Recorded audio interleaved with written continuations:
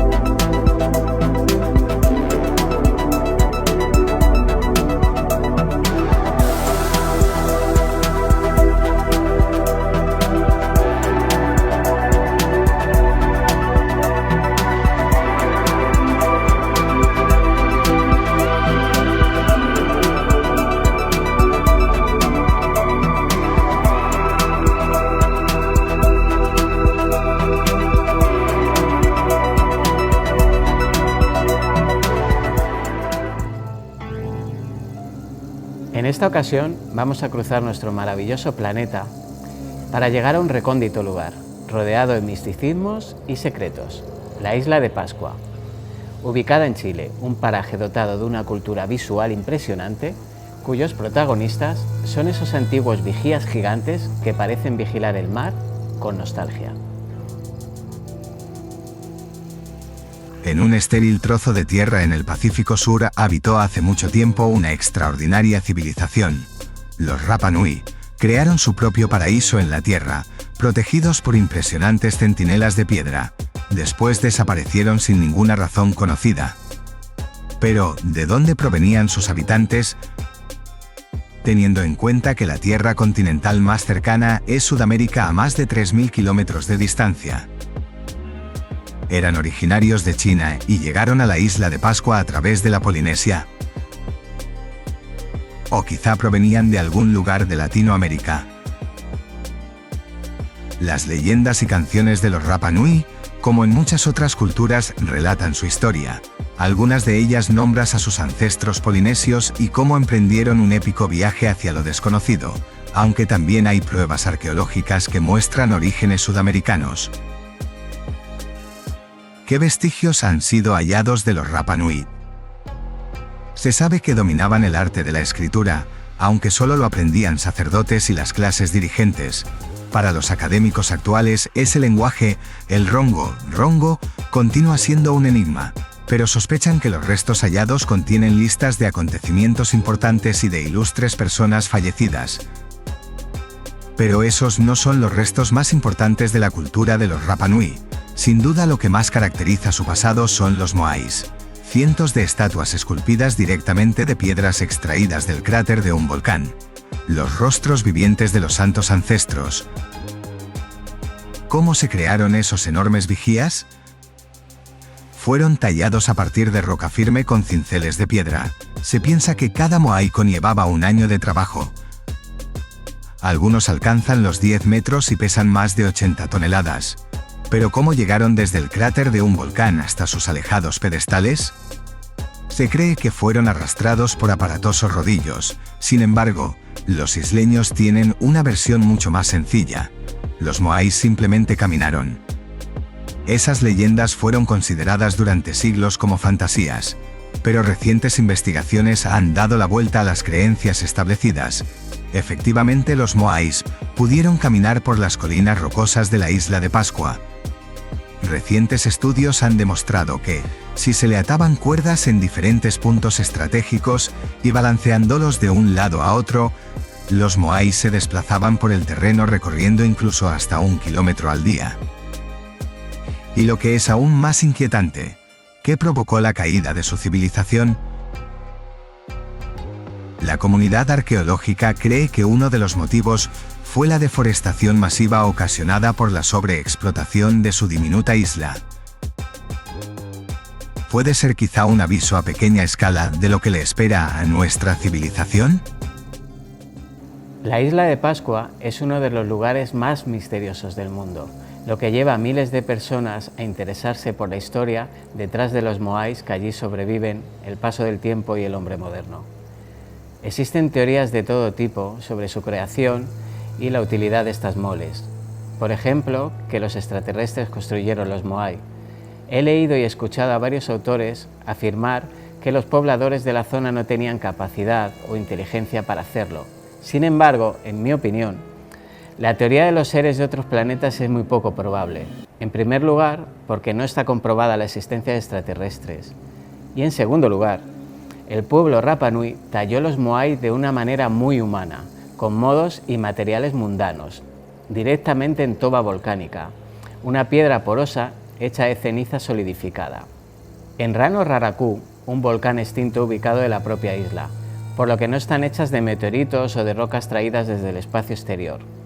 Los talladores de moais eran considerados maestros artesanos y honrados por su trabajo. Su proceso era increíblemente secreto y los talladores tenían mucho cuidado de no ofender a los espíritus durante la construcción. Se cree que los talladores empezaban a trabajar en la parte delantera y los lados de la estatua, y luego separaban gradualmente la parte trasera de la roca de la cantera.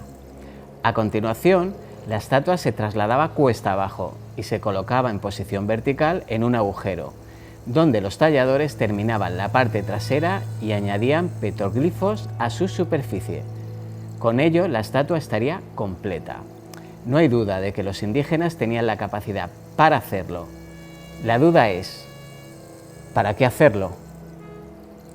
Una de las muchas teorías publicadas sugiere que estas estructuras ceremoniales fueron colocadas en las cercanías de las comunidades para marcar los lugares donde se encontraba el agua potable, un recurso difícil de hallar en esa isla volcánica. El pueblo Rapa Nui creía que sus jefes descendían de los dioses y que, tras la muerte, volverían a ser divinos.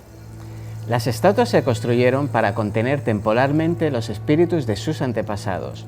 Los Aú, sobre los que se levantan, fueron en su día lugares de rituales de muerte, y las excavaciones han encontrado restos humanos, tanto incinerados como enterrados en algunos lugares.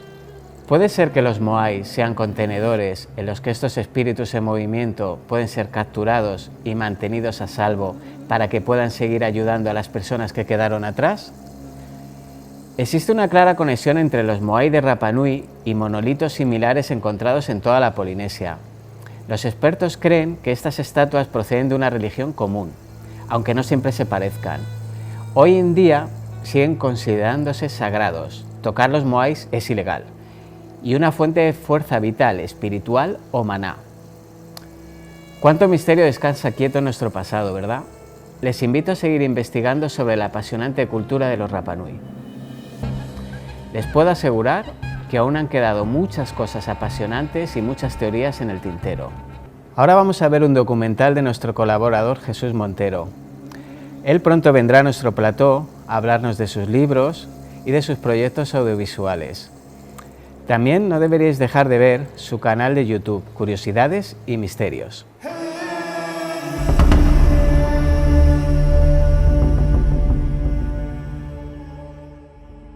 De todas las ciudades que hay en el mundo, pocas tienen una historia más rica, amplia y variada que la ciudad de Toledo. La Toletum romana, la capital del reino visigodo, la Toledo que dominó la marca media de Al-Ándalus en la península ibérica, la capital imperial, en definitiva, una ciudad que durante más de 2000 años ha sido escenario principal de las más importantes gestas, batallas y, cómo no, leyendas que han llegado a nuestros días.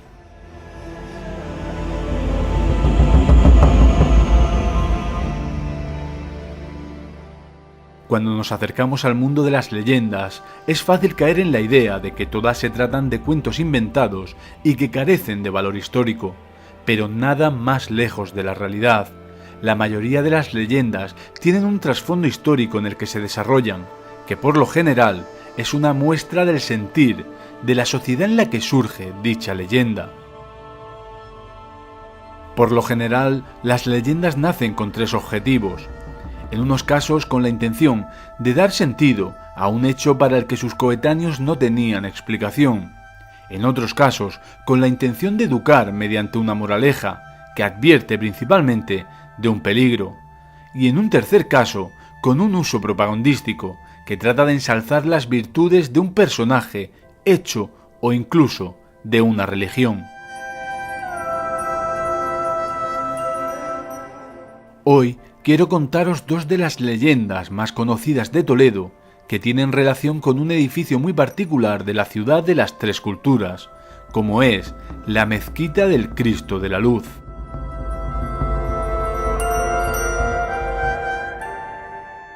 Cuenta la leyenda que corría el año 1085 cuando el rey Alfonso VI de León, tras haber conquistado la ciudad de Toledo, se disponía a entrar en la villa acompañado de su séquito. Para ello, utilizó la entrada conocida como la antigua Puerta de Bisagra y que desde aquel día lleva su nombre. Cuando encaraba la pronunciada cuesta que discurría junto a una pequeña mezquita, su caballo se detuvo de golpe, hincando la rodilla en el suelo y negándose a continuar la marcha. Este hecho extrañó a la comitiva, que al no entender el comportamiento del animal, interpretó que se trataba de una señal divina, por lo que comenzaron a buscar una explicación. Tratando de encontrar esta explicación, entraron en el interior de aquella pequeña mezquita y observaron que de la grieta de uno de sus muros emanaba una tenue luz, por lo que se ordenó cavar en aquella ubicación. Lo que allí encontraron sorprendió a todos.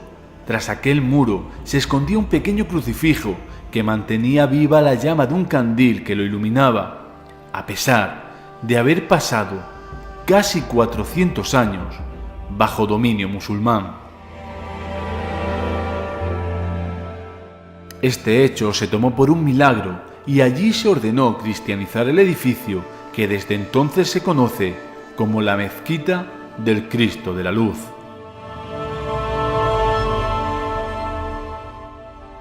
Aún a día de hoy, si nos acercamos hasta allí, podemos ver una marca en el suelo del acceso principal, donde según la leyenda, hincó la rodilla el caballo del rey, y que según otras fuentes, no sería el caballo de Alfonso VI, sino el de su lugarteniente, Rodrigo Díaz de Vivar, el Cid Campeador. Como podéis observar, esta leyenda tiene un contexto histórico real, como es la toma de Toledo por Alfonso VI, y una intención clara, que en este caso pasa por hacer creer a las gentes de aquella época que la llama del cristianismo se había mantenido viva a pesar de los siglos de dominio musulmán.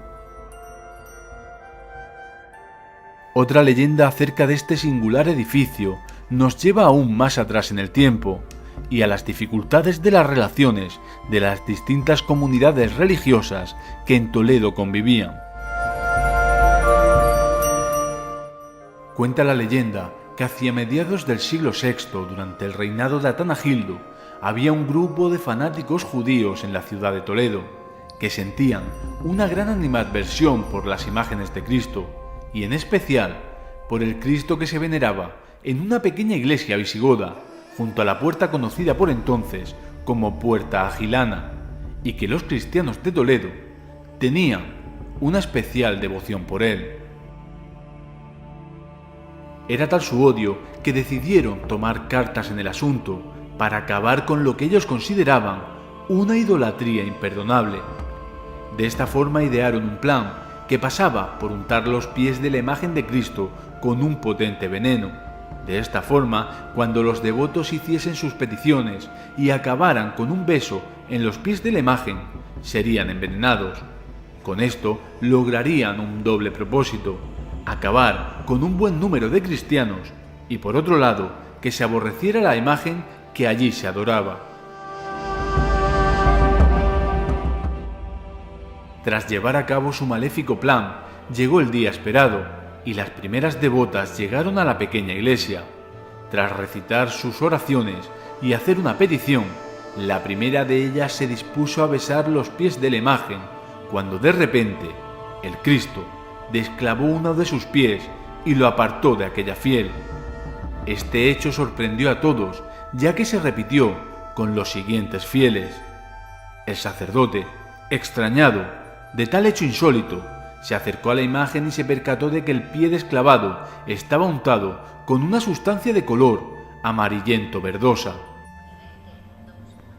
Este hecho fue tomado por un milagro y lejos de cumplir su objetivo, la fama y la fe en aquel Cristo creció en la ciudad de Toledo. Abisaín se llamaba el fanático que había perpetrado el acto, y hasta sus oídos llegaron las crónicas del milagro, precisamente de boca del inductor, su amigo Sacao. Este hecho llenó de ira a Abisaín, quien durante la noche no dejó de tener pesadillas en las que turbas de gente seguían un estandarte con la imagen del crucificado. Llegaban incluso hasta la puerta de su casa. Esa noche no concilió el sueño y el desasosiego continuó durante el día siguiente, por lo que decidió dar un paseo por las afueras de la ciudad. Aconteció que una tormenta se ciñó sobre la ciudad. Los relámpagos iluminaban la silueta de Toledo y el rugir de los truenos estremecía la noche toledana. Abisaín se apresuró a entrar en la ciudad sin caer en la cuenta que lo hacía por la puerta tras la cual se encontraba la pequeña iglesia.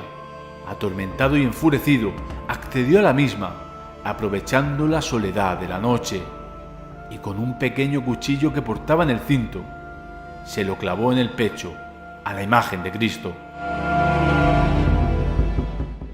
En ese mismo instante sonó un lamento y la tenue luz de un candil que iluminaba la estancia se apagó de repente.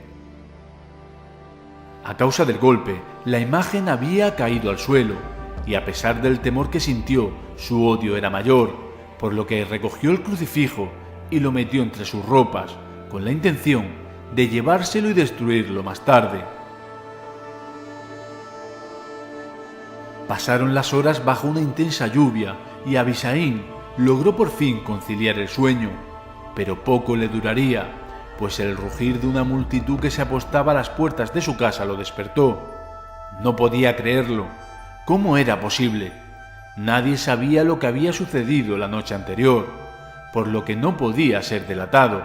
Asustado, fue a buscar el crucifijo, y fue entonces cuando se percató que los ropajes donde los había cubierto estaban ensangrentados y habían dejado un rastro que discurría por el camino que había tomado de vuelta a casa, y que a pesar de la intensa lluvia, el agua no había sido capaz de borrar.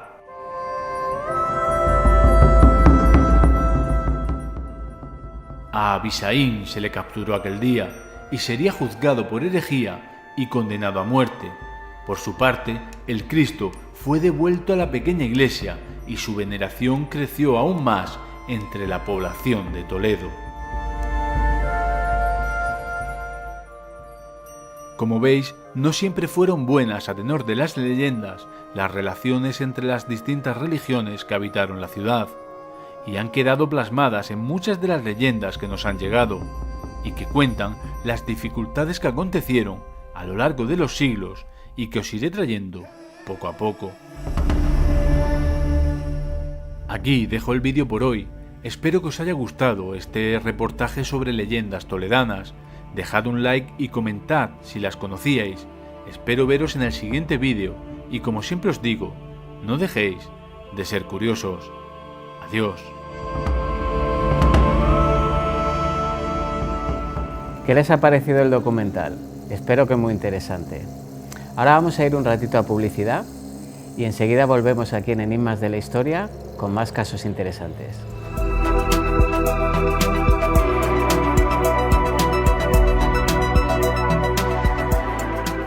Tengo aquí un libro, se llama el libro Durantia, y tengo aquí un amigo, Javier Martínez.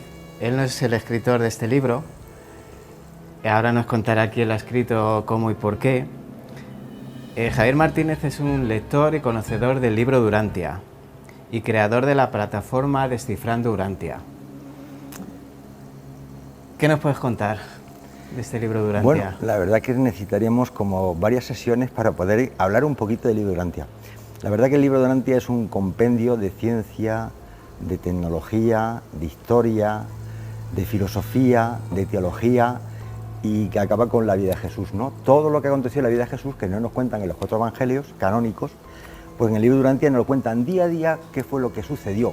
Y curiosamente la coincidencia que existe con el libro de Durantia y lo que nos cuentan los 4 evangelistas que escribieron algo, pues realmente hay un 100% de concordancia, ¿no? Entonces creo que es un libro que tiene vida propia, es decir, no hay que venderlo, como digo yo, se vende él solo, porque el nivel de conocimientos que da son unos conocimientos que jamás el ser humano lo ha recibido, a menos que a través de este libro, que este libro es una revelación temporal, es decir, es una revelación que nos han hecho unos seres especiales, que no son humanos, y que ha llegado a la humanidad para aumentar nuestra capacidad y nuestra conciencia espiritual y poder trascender de una forma más rápida que a través de las religiones evolutivas.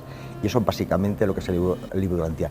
Y es importante resaltar que el libro de Durantia no es un libro sagrado, no es la Biblia, ni los seguidores del libro de Durantia pertenecemos a ningún grupo religioso. Esto no es una religión, esto es una información de añadido que pueden servir para musulmanes, judíos, católicos, mormones, hinduistas, taoístas, Hare Krishnas o lo que tú quieras, pero no es una religión en sí mismo. Sí, de hecho es simplemente una revelación. Es una revelación que aumenta la perspicacia espiritual y religiosa, nos cuenta un poco la evolución de las religiones a lo largo de la historia, de dónde viene el ser humano, cuándo apareció, y lo maravilloso de ahí es lo que explica de cosmología, dónde estamos, dónde está nuestro planeta, que por cierto se llama el libro de Urantia. Urantia es el nombre cósmico de nuestro planeta Tierra.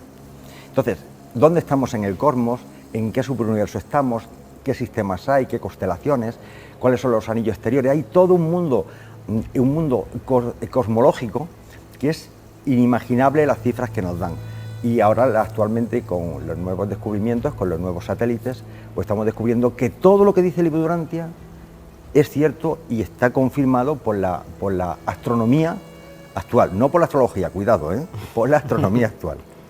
De hecho, esta entrevista la vamos a dividir en 2 partes porque da para mucho. Es un libro muy complejo, tiene muchísimo temario, muchísimo por descubrir.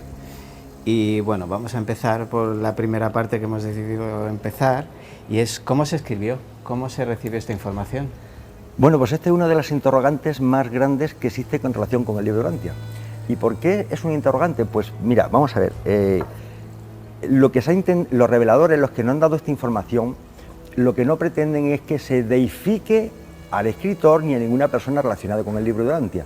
Entonces lo que hicieron estos seres espirituales, son seres muy avanzados espiritualmente, fue a través de un durmiente, de una persona que tenía unas ciertas capacidades especiales, transmitir a través de él esta información, que fue impresa manuscritamente en unos papeles, en unos documentos, y que esto surgió porque en un cierto momento el doctor Sauler, juntamente con su mujer, este doctor, estamos hablando de principios de 1900, era un psiquiatra, un psicólogo, era un psiquiatra, y realmente este caballero pues lo llamaban para problemas de tipo psiquiátrico, ¿no? Juntamente con su señora. Y resulta que una de las vecinas que vivían en el mismo edificio, pues le dijeron que su marido no se despertaba, que hacía como que hablaba por la noche solo, pero que no era incapaz de despertarlo. Entonces llamaron al psiquiatra y este hombre pues empezó a intentar despertarlo, vio que no, y entonces empezó a hacerle preguntas. Y entonces comprobó que detrás de esta persona, y no es un tema de espiritismo, sino él detectó que esa persona quería transmitir una información. Entonces el doctor Sauler empezó a hacerle preguntas y él intentó responderle, le respondía algunas preguntas, pero esa personalidad que estaba detrás de esa persona dijo: si supierais quién somos, no perderíais el tiempo en preguntar tonterías, preguntar cosas que realmente sean importantes para la humanidad. Y a partir de ese momento, juntamente con su señora y un grupo de amigos, empezaron a hacer preguntas de la vida de Jesús, de cosmología, de ciencia, tecnología, y todas esas preguntas al día siguiente volvían, y el durmiente al lado estaban todos los folios escritos, eran manuscritos donde contestaba al 100% esas preguntas. Claro, el doctor Sauler, que no era conocedor de muchas cosas y que además en aquella época había muchísimas sesiones de espiritismo y tal, estaba en contra, estaba descubriendo a la gente que se encargaba de de buscarse la vida engañando a la gente con temas de espiritismo, lo que hizo que fue cogió toda esa información que no se la creía ni la entendía y se la llevó a los mejores expertos que él conocía de su tiempo, ¿no? Entonces esos expertos le dijeron que efectivamente eso era cierto, todo lo que estaba diciendo, incluso había cosas que ellos no sabían. Entonces, a partir de ese momento empezaron a hacer más preguntas y empezaron a aparecer pues los 196 capítulos que consta el libro de Durantia, que tiene 2096 páginas en papel finito, es decir, esa es la leche, y que realmente es un compendio como no os podéis imaginar. Yo os recomiendo que lo leáis. Y a partir de ese momento, ¿qué pasó? Que esos manuscritos se empezaron a mecanografiar. Y curiosamente, cuando se guardaban, lo guardaron en una caja fuerte y tal, desaparecieron todos. De alguna forma, los reveladores no quisieron dejar la más mínima señal para que no se deifique, si no pasaría pues como pasa dentro del catolicismo, ¿no? Que los trocitos de la cruz de Cristo, de las espinas de Jesucristo, había que intentar que no se pudiera relacionar con ninguna persona, ni siquiera tener textos que podíamos considerar como sagrados en el futuro. Desapareció todo y lo que quedó fue la información. Hubo un grupo de contacto de 70 personas, que fue la que crearon el grupo de contacto, que se dedicaron a estudiar y a analizar cada uno de los documentos, de los 196 documentos, y realmente a partir de ese momento, pues hubo un momento que se decidió publicarlo, que fue exactamente en 1955. Lo recuerdo porque fue el mismo año que yo nací. Y a partir de ese momento se empezó a publicar. Está publicado ahora mismo en más de 32 lenguas y realmente es un compendio que yo creo que cualquier persona que tenga el más mínimo interés de qué va a pasar después de la vida, qué pasa, qué es el cosmos, para qué estamos aquí. Es decir, prácticamente a mí particularmente me ha respondido al 100% de las preguntas que yo tenía de tipo importante en la vida. ¿Para qué estoy aquí? ¿Cuál es mi misión? ¿En qué consiste la vida, la naturaleza? Es decir, muchísima información, incluso de física cuántica que aparece aquí, pues todo eso pues, nos va a ayudar. Entonces, si tienes interés en profundizar, te recomiendo que te lo leas, aunque no creas en él. No hace falta que creas en él, esto no es un libro religioso. Tú empápate de él y analízalo y critícalo, y si realmente cuando no quieres, como el Corte Inglés, pues lo devuelves. De todas formas, para quien piense que es una locura lo de la revelación, tal y como lo has contado, seguramente pertenecerá a una religión que se basa en revelaciones de manera muy similar, así que tampoco es una locura la manera de recibirlo. Bueno, si lo analizamos con las demás religiones, todas han sido recibidas de forma milagrosa y mística. Exactamente, no es ninguna locura. La misma Biblia no apareció en la Biblia, es un compendio de un montón de escritos de diferentes épocas, de diferentes autores que se recopilaron de mala manera y actualmente pues te venden un libro que se llama la Biblia, pero es un recopilatorio y tal. Pero de cualquier religión, de los libros que tú quieras, siempre ha sido escrito, otros no tienen ni siquiera procedencia ni génesis, ni siquiera se sabe cuándo han aparecido. Con lo cual, ¿qué es misterioso su aparición? Sí. Es misterioso su aparición, no lo podemos negar. Pero yo creo que el libro de Durantia se defiende él solo. Cuando tú lo lees es cuando realmente adquieres conciencia de que lo que aquí se dice es verdad. Te lo podrás creer o no, pero es que es verdad. Y además no hay nada, está tan bien hecho, tan bien escrito, que es que no hay contradicción ninguna. Es que en 2096 páginas que tiene, o 2097 páginas, no hay la más mínima contradicción. Está escrito en un perfecto inglés, el original, lógicamente. Las traducciones tienen errores, tienen erratas. Y no se ha podido descubrir ni el más mínimo problema ortográfico. Es algo realmente asombroso. Javier, ¿quién es Dios? Esta es la gran pregunta. Yo te voy a decir quién es Dios para mí. Ya me gustaría saber. Yo creo que nadie en este mundo puede contestar esa pregunta. Nadie, ni el Papa del Vaticano.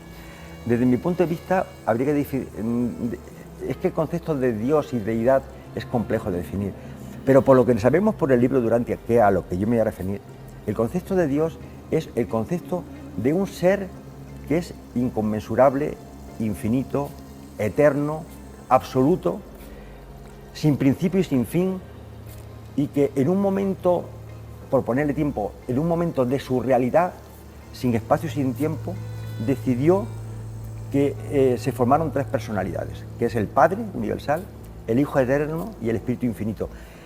Pero que es un solo Dios, no son tres dioses, un solo Dios con tres personalidades diferentes.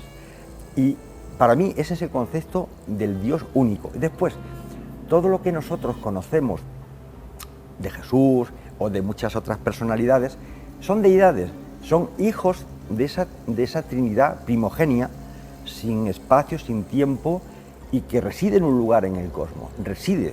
físicamente, pero no en un lugar material como el concepto que nosotros lo conocemos, en un espacio, digamos, electrónico, con materia, con átomos, con estructuras atómicas y con energías. De hecho, no sabemos casi nada. Estamos hablando de la materia oscura, energía oscura, materia visible. Todos esos conceptos forman parte un poco de la esencia de esa Trinidad que en un momento decide separar lo que es personalidad de lo que es cosa, y que realmente esa personalidad decide por propia convicción, por propia voluntad, crear un proyecto de vida, y es en el proyecto en el cual nosotros todos estamos, digamos, vivimos en un cosmos inmenso de millones y millones de sistemas. De hecho, hay más galaxias que arenas de playa, de todas las playas del planeta. Es inconmensurable las dimensiones que se manejan, y que él decidió que existe una realidad espacio-temporal a la cual nosotros estamos aquí. ¿Que para qué estamos aquí tal? Eso se puede contestar en otra pregunta porque sería larga. Pero eso es el concepto un poco para mí Dios. Es un ser trino, inmenso, infinito, eterno, sin principio ni fin, que además es incalificado. No se le puede calificar porque es absurdo. Dios no es un señor mayor con barba y con un triangulito, con una paloma al lado y tal. Eso es una broma de Dios. Dios es un ser inmenso, amoroso, por propia convicción, porque quiere ser amoroso, podría ser todo lo contrario, pero es amoroso y es benévolo para todos. Es un ser inmensamente bueno y grande, y nosotros somos sus hijos.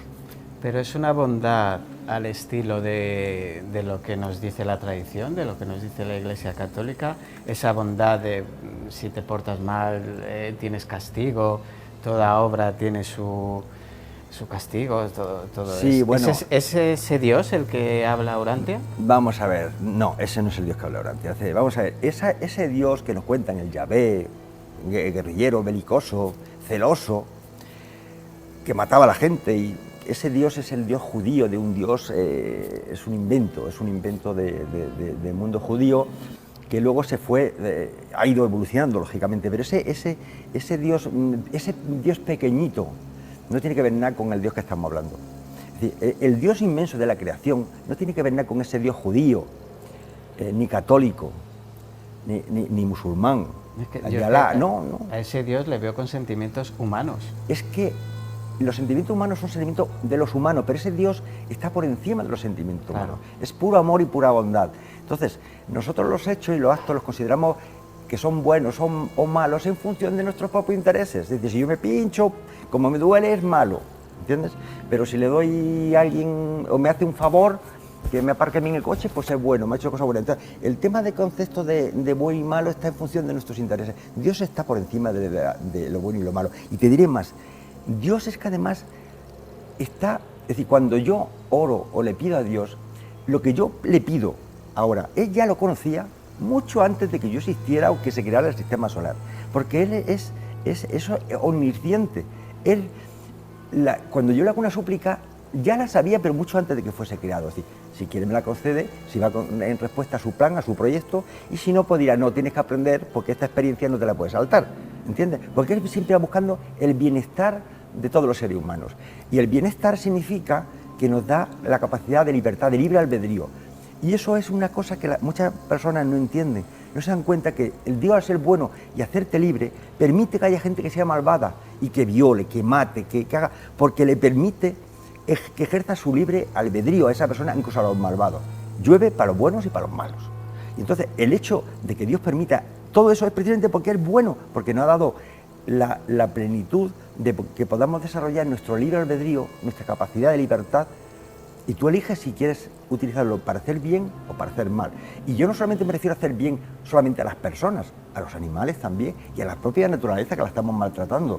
Sí, todos esos conceptos son conceptos cósmicos que nosotros, como pequeños seres pequeñitos, solamente miramos lo que es nuestro microentorno, pero esa visión cósmica es diferente.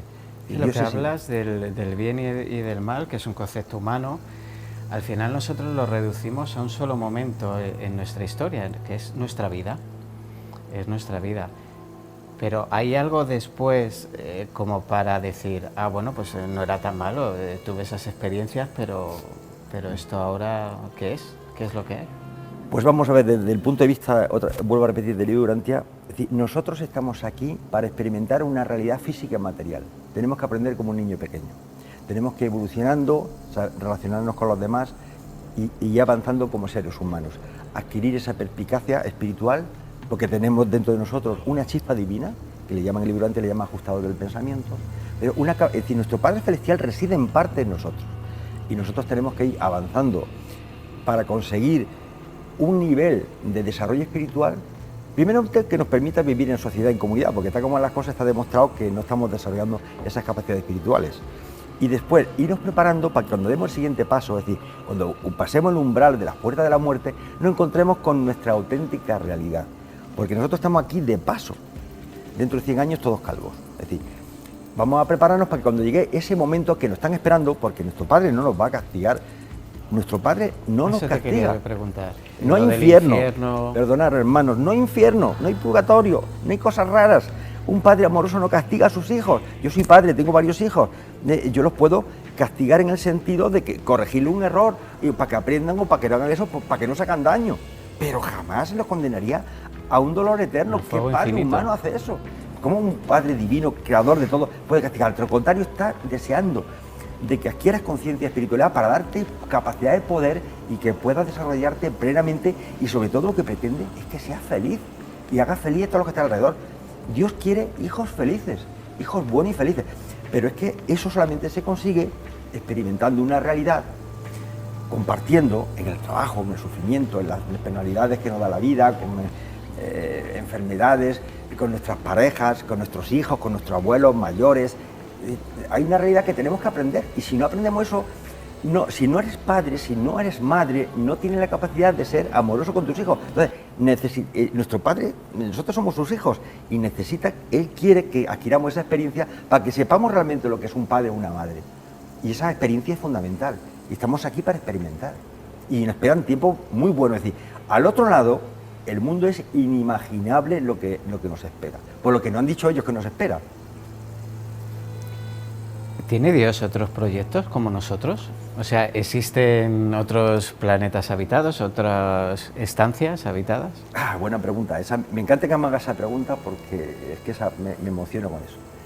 Fijaros que lo que nos dice ahora mismo el libro de Urantia es que el cosmos, os lo voy a un poquito a desglosar en grandes números, hay un universo central de seres, de miles de millones de seres perfectos, pero perfectos.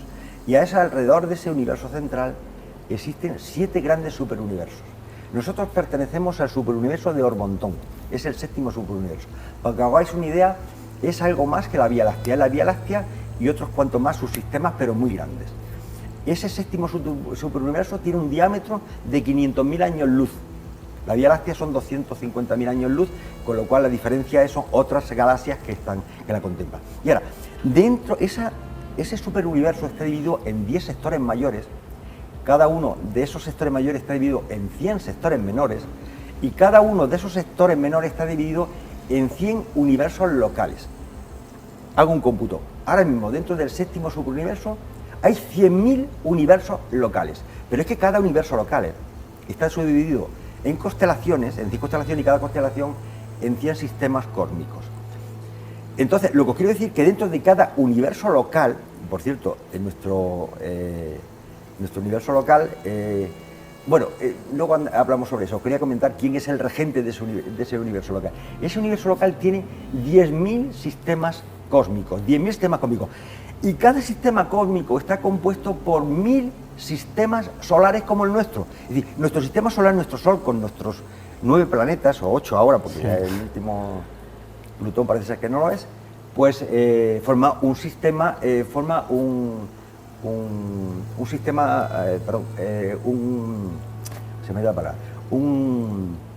solar, un sistema solar único. Pero dentro de cada sistema cósmico hay 10.000 sistemas solares como el nuestro. Y en cada sistema solar hay al menos un planeta con vida actualmente. Pero hablas de un sistema de organización perfecto.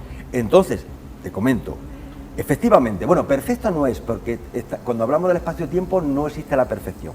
No son pero seres, tiene que ser todo como muy organizado. Pero está súper ¿no? organizado. Entonces, de esos 10.000 sistemas de esos 10.000 sistemas cósmicos, nosotros pertenecemos a uno de ellos. Y dentro de ese sistema nosotros pertenecemos a un sistema solar que, por cierto, cósmicamente se llama Monmatia. Se podría llamar de otra forma. Sí. Que le llamamos Monmatia, como nosotros le llamamos Urantia. Son nombres cósmicos que se le ha dado.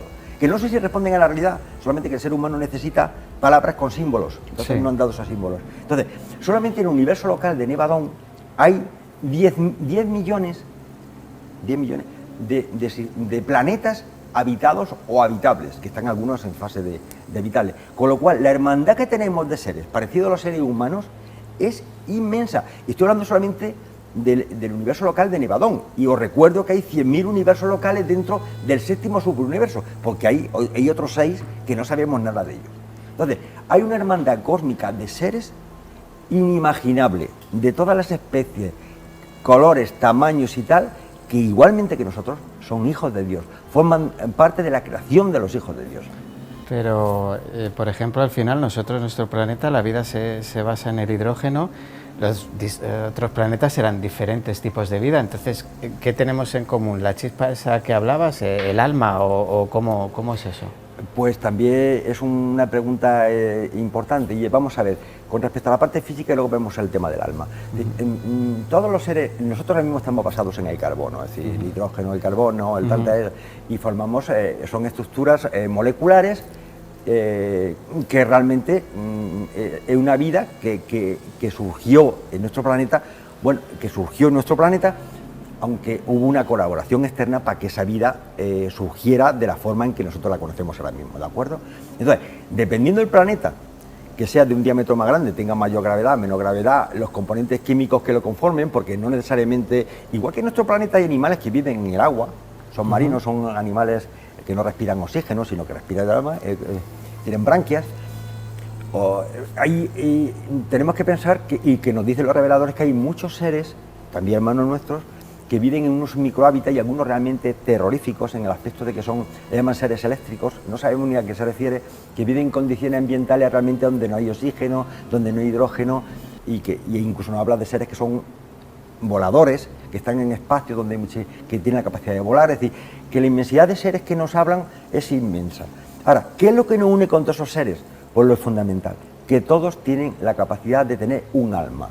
Y el concepto de alma es un tema realmente importante.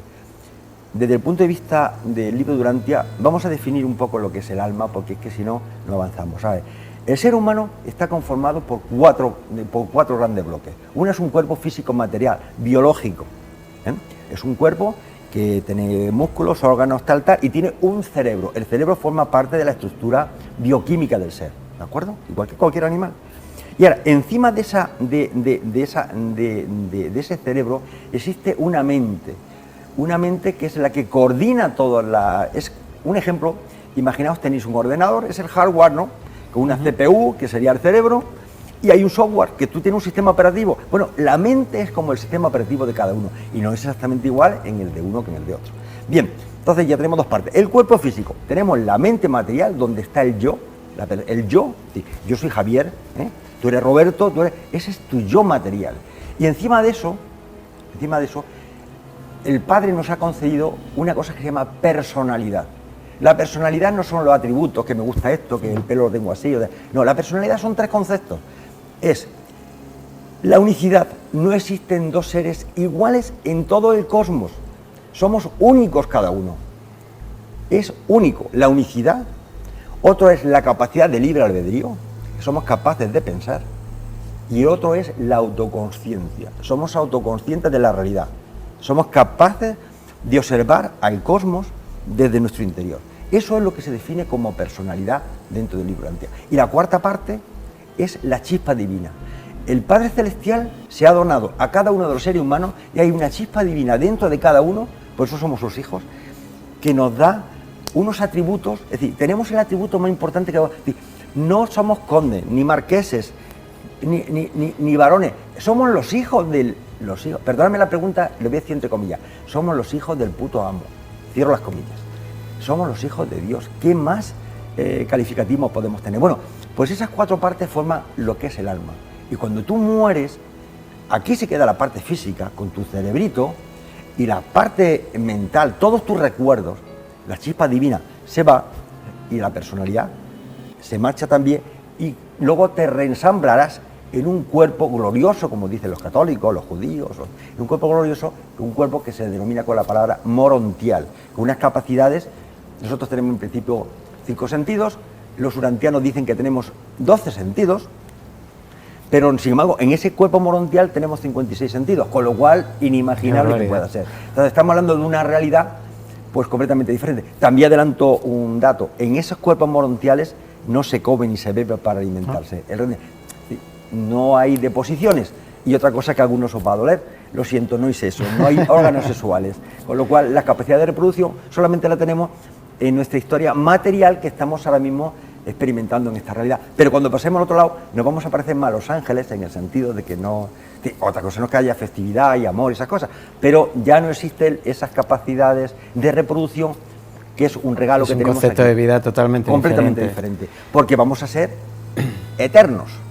Has dicho perdón, una palabra, una frase muy bonita, el Padre Celestial. Sí, yo siempre... Muy bonito. Vamos a ver, tú al Padre te puedes referir de muchas maneras, y cada uno le llama de forma... Hay gente que incluso le llama papito, bueno, pues, para mí me puso mucho respeto. Yo le llamo Padre Celestial, el Padre Celeste. Yo cuando miro el cielo por la noche y veo esa inmensidad celestial, es el Padre creador de lo poquito que vemos, porque no vemos nada en comparación, no vemos ni una micronésima de lo que realmente existe alrededor. Y yo no llamo Padre Celestial porque sé que cuando tú quieres hablar con tu Padre está permanentemente escuchándote. Y tu Padre te habla, no con palabras, si no tenemos que ir a un psiquiatra, está ahí el tema claro. Pero sí te habla a través de actos, de acciones. Tú le pides cosas y Él no te da lo que tú le pides, porque no muchas veces ni siquiera es beneficioso lo que tú le pides, te da lo que tú necesitas. Y lo que tú necesitas muchas veces son cosas que no tienen que ver nada con lo que tú pides. Esa es la justificación un poco porque le llamo Padre Celestial. Es una forma personal de dirigirme a Él. Otros le llaman Padre Bueno, otros le llaman Padre Eterno, otros le llaman Padre Infinito, otros ni siquiera utilizan la palabra Padre, le llaman la primera fuente y centro. En el libro de Durantia, la definición del Padre le llama la primera fuente y centro, al Padre Celestial, al Hijo Eterno le llama la segunda fuente y centro, y a la tercera le llaman, al Espíritu Infinito, la tercera fuente y centro. Son 3 personalidades que cada uno tienen funciones diferentes, con diferentes circuitos que hay espirituales que convergen en esas 3 personalidades. Ahora que hemos estado hablando de esto y hemos dicho antes lo de que no existía el infierno, entonces Lucifer, la rebelión de Lucifer, ¿todo eso es real? ¿Existió? ¿La sufrimos? Desgraciadamente existió y desgraciadamente la sufrimos. Vamos a ver, por hacer una breve sinopsis del tema este, os he comentado que dentro del universo local de Nevadón, al cual pertenecemos, existen 10.000 sistemas cósmicos. Bueno, el responsable de ese sistema cósmico, que era un hijo Lanonandek, es una definición de unos seres creados que no son humanos, vienen de otros sistemas, y llevaba la dirección de ese gran sistema cósmico. Normalmente esos hijos Lanonandek son fieles a sus creadores, al creador del universo local de Nevadón. Se llama Cristo Miguel, por cierto, lo adelanto, se llama Cristo Miguel. Os voy a hacer spoiler, ese Cristo Miguel es nuestro Jesús de Nazaret. Que es para la entrevista del próximo programa. Bueno, pues ya en el próximo programa hablamos de él. Entonces, ese ser, que era un ser perfecto, bueno, perfecto no era del todo, pero era un ser maravilloso, luminoso como no os podéis imaginar, grande, con un poder enorme, controlando 1000 sistemas solares, uno de ellos como el nuestro, decide que lo puede hacer mejor que su creador, que Cristo Miguel. Y decide que quiere cambiar las normas de funcionamiento y entonces empieza a crear un concepto de libertinaje. Y entonces a 36 mundos habitados los engañó. Entonces él creó un decreto de libertad que es digno de ver porque realmente es un tema bastante profundo. Y entonces muchos dirigentes de cada planeta, porque cada planeta tiene un gestor, digamos, un administrador planetario de ese planeta, nosotros tenemos uno que se llamaba Caligastria. Automáticamente esos digamos, administradores de cada esfera planetaria con vida, pues se unieron a la rebelión. fueron 36 mundos que se unieron ahora, y realmente pues fue un caos, en el sentido de que en vez de seguir una evolución basada un poco en el desarrollo y el avance científico, esa personalidad, lógicamente no estaba él solo, estaba también al lado de Satanás, que era su lugarteniente, porque hay que distinguir, es que todo el mundo, por ejemplo, el mundo católico se confunde, Lucifer con Satanás, con el príncipe son todos el de demonio. Galicia, todo el mismo, son diferentes personajes, incluso con Belcebú. Belcebú es otra personalidad, que hablaremos si tenemos tiempo de ese tema. Entonces, a diferentes niveles se ponen de acuerdo para repartirse el poder y ser ellos los dioses los que controlan el tema, en contra de sus autoridades, sus creadores superiores, y que realmente aparece el concepto de mal y de iniquidad. Gente que sabía que estaba haciendo el daño por su propio poder, por egoísmo, vanidad, soberbia, pues esclavizan a los seres humanos en el sentido de que le quieren quitar la capacidad de libre albedrío, quieren controlarlos. Y eso, claro, cuando realmente los grandes hermanos, los ancianos de los días, es como lo define en el libro de Antia, toman control del tema, automáticamente a este caballero lo cogen y automáticamente lo llevan a prisión, Pero, y a Satanás, igual su lugarteniente, lo llevan a prisión. El príncipe planetario no, lo han dejado aquí, está aquí, no tiene poder ninguno, no tiene capacidad de influencia ninguna, pero si tú lo buscas lo encuentras, cuidado. Él no puede interferir sobre las débiles mentales, no puede interactuar con las personas si no lo deseas, pero si tú lo buscas, te lo encuentras, cuidado. Las cosas hay que decirlo claramente. Y ahora mismo pues, está retenido aquí, ¿hasta cuándo? Nos dicen los reveladores que hasta que, mientras tenga seguidores, va a estar aquí. Le respetan incluso el libre albedrío de uno que es un inicuo. Aún así, cuando desaparezcan todos esos seres que no lo quieren realmente, irá a prisión. Y eso lo estamos pagando ahora mismo, y de hecho las consecuencias de las guerras, del egoísmo, de la vanidad, la soberbia, de las tendencias naturales, pues están aquí un poco porque él fue, digamos, el causante, el promotor del mal. Y eso es básicamente, se puede hablar mucho de ese tema. Bueno, Javier, lo vamos a dejar por hoy porque para el siguiente programa vamos a hablar del tema favorito de los que hemos empezado a leer este libro, que es Jesús de Nazaret. Pues muchísimas gracias por venir, Javier. Te digo, te emplazo al siguiente programa y les recomiendo que no se lo pierdan porque va a ser muy, muy, muy interesante. Nos va a faltar mucho tiempo. Gracias a ti. Sí, no, al final deberíamos dedicar, el libro es inmenso, o sea, es inmenso, deberíamos dedicarle 10 programas por lo menos. Intentaremos acortarlo lo más posible y dar los datos que nos parezcan más interesantes o más importantes, pero muy agradecido y muy interesado en seguir leyendo este libro durante. Muchísimas gracias, Javier. Roberto, a tu disposición y a la de todos vosotros. Un placer, muchas gracias.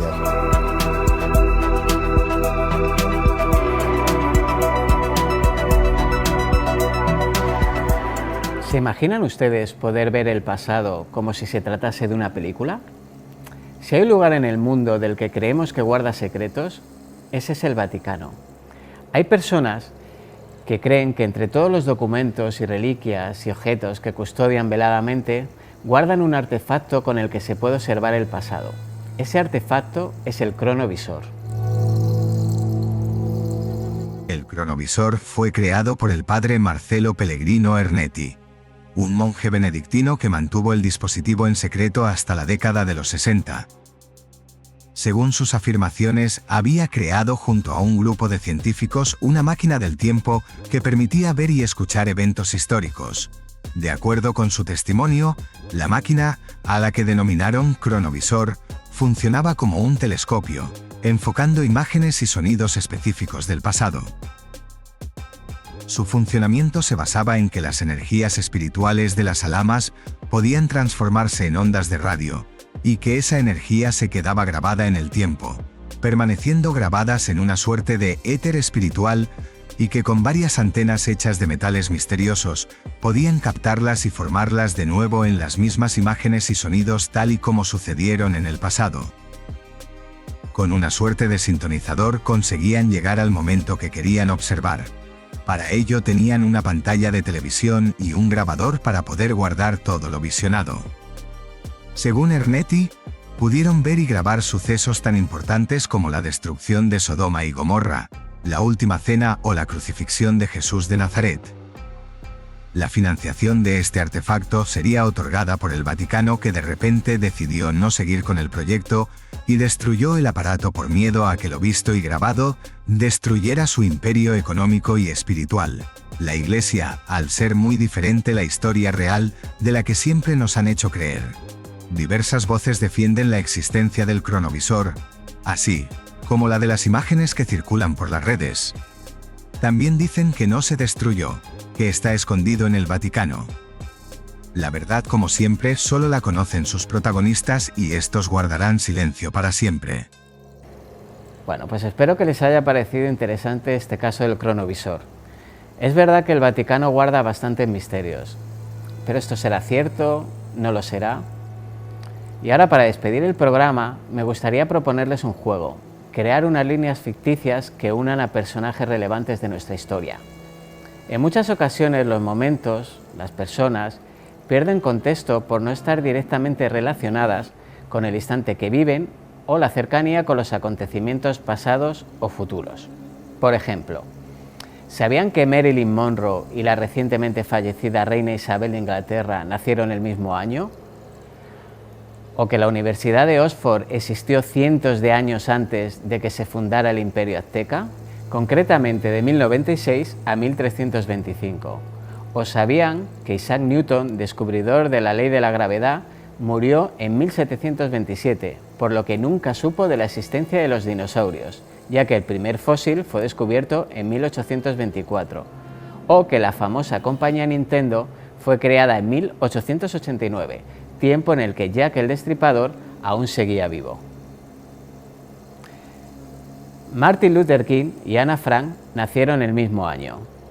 O el año que se estrenó Star Wars coincidió con la última ejecución por guillotina en Francia. Los tiburones son más antiguos que los anillos de Saturno. Los tiburones se remontan a más de 450 millones de años y los anillos de Saturno son bastante más recientes, de solo 100 millones de años. Cleopatra, cuya vida analizaremos en futuros programas, está más cerca temporalmente de la fecha de tu nacimiento que de la construcción de las pirámides. Pues esto ha sido todo por hoy. Les recuerdo nuestro correo por si quieren que investiguemos sobre algún hecho o personaje que les interese. Es enigmasdelahistoria.tv@gmail.com. Muy pronto estaremos de vuelta quitándole el polvo a esos viejos libros de historia para encontrar más enigmas. Muchísimas gracias, sean felices y hasta pronto.